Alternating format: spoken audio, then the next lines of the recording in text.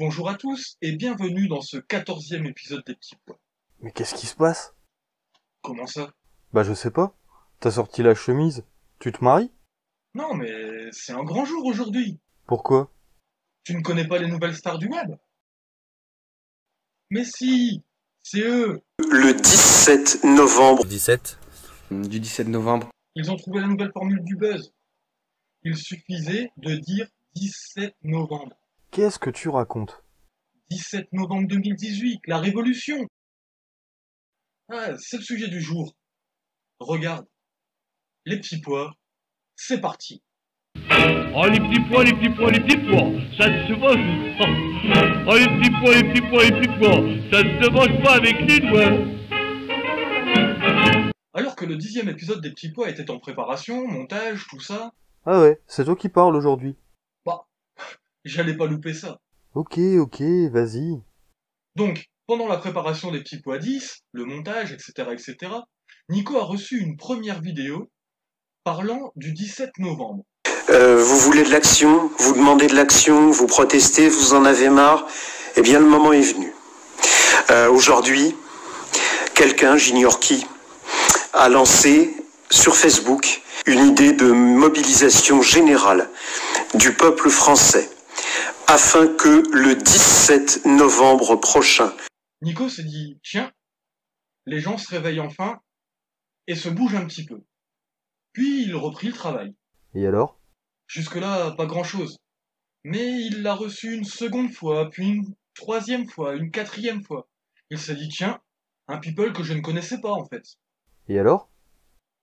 Mais après vérification, il n'en était rien. Un type lambda a pris sa caméra et a déballé sa colère, a appelé tout le monde à descendre dans les rues le 17 novembre, et ça a matché, ça a buzzé à mort.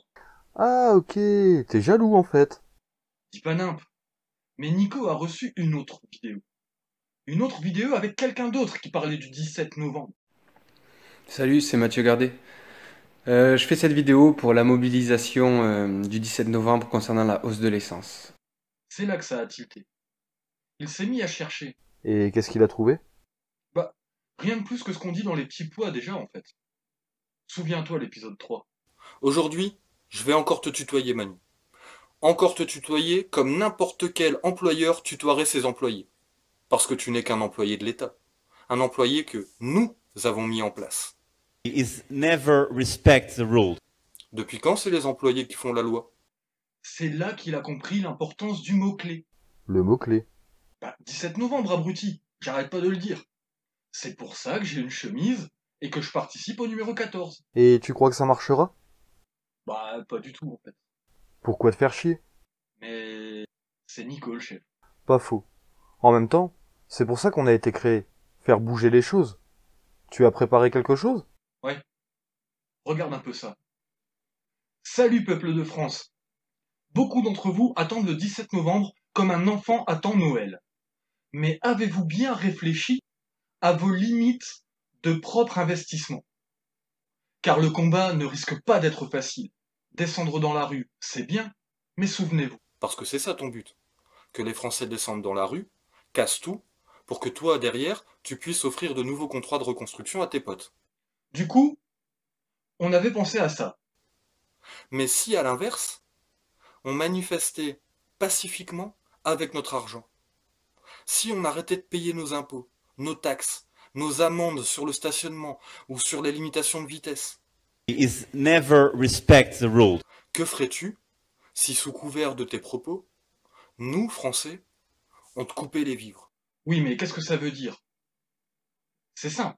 Une action d'une journée ne suffira clairement pas à faire bouger les choses. Vu l'arrogance de nos dirigeants face au peuple, il va falloir frapper beaucoup plus fort. S'ils veulent un responsable, il est devant vous. Qu'ils viennent le chercher. T'as un bagnolet là?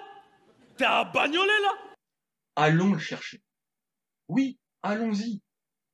Non, pas physiquement, mais allons le chercher sur son propre terrain. Attention, ça va pas être facile. Il va falloir résister aux attaques de l'État. Mais il est grand temps de couper les robinets. Au passage, ne pas payer les péages, c'est léger. Rappelez-vous que les péages n'appartiennent plus à l'État, ça a été privatisé. Cette action n'aura d'impact que si vous résistez mais elle n'aura d'impact que bien plus tard, au moment des relances. Et encore, au moment des relances, lorsque la dette sera passée dans les mains des finances publiques. Car là, c'est l'État qui sera touché. Et c'est valable pour les amendes de train, l'EDF, la flotte, etc., etc. Dans un premier temps, vous allez être relancé par des huissiers. Mais c'est quand la dette atteindra les finances publiques qu'il faudra résister encore plus. Car c'est seulement là que vous devrez de l'argent à l'État. Car là, elle aura racheté la dette pour s'en charger personnellement. Mais ce genre d'action seule ne servira à rien.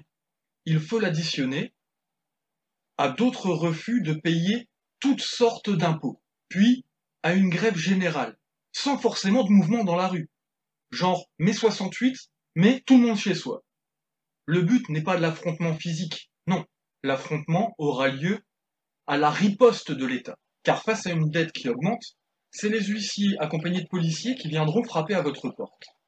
Et c'est là que l'étau se resserre. Si une personne est visée par une saisie, c'est là qu'elle devra faire tourner son réseau pour que les gens se mobilisent devant sa porte et empêchent cette saisie. Qu'est-ce que 4 policiers pourront faire face à une cinquantaine de personnes?